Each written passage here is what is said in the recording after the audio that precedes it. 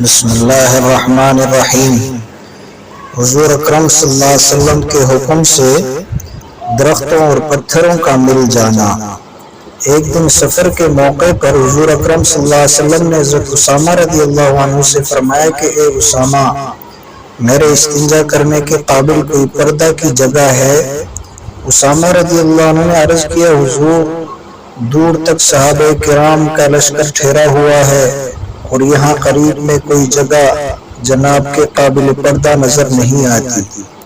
یہ سن کر حضور اکرم صلی اللہ علیہ وسلم نے فرمایا کہ دیکھو اے اسامہ، یہ درخت کھجور کے جو الگ الگ کھڑے نظر آتے ہیں اور یہ پہاڑی پتھر جو دور دور پڑے دکھائی دیتے ہیں، ان کو حکم دو، ان سے جا کر کہو کہ جناب رسول اللہ صلی اللہ علیہ وسلم فرماتے ہیں کہ درختوں تم آپس میں مل جاؤ، اور پتھروں تم درختوں کے بیچ میں دیوار بنا کر تیار کرو، حضور اکرم صلی اللہ علیہ وسلم تمہارے پیچھے استنجا فرمائیں گے۔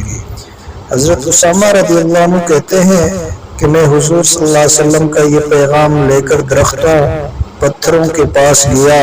حضور اکرم صلی اللہ علیہ وسلم کا حکم سنتے ہی فوراً کھجوروں کے درخت آپس میں مل گئے اور درختوں کے درمیان جو جگہ خالی رہی تھی اس میں پتھروں نے جمع ہو کر دیوار بنائی۔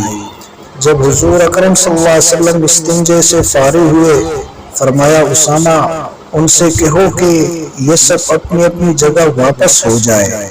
یہ سن کر حضرت اسامہ رضی اللہ عنہ نے اشارہ کیا، پتھر درخت سب الگ الگ ہو کر اپنی اپنی جگہ چلے گئے۔ سبحان اللہ، الہی کیا تیرا احسان ہے، جہاں بر کا حکم ساری دنیا پر حکومت کرنے والے نبی کو ہم گناہ گاروں کا عاشق اور ہم خطا داروں کا خطا کاروں کا شیدائی بنایا۔ ہمارے غم نے انہیں راتوں رلایا، ہماری فکر نے انہیں بہت جگایا اور کم سنایا۔ اللہ تعالی ہم سب کو رسول اللہ صلی اللہ علیہ وسلم کی حقیقی محبت نصیب فرمائے۔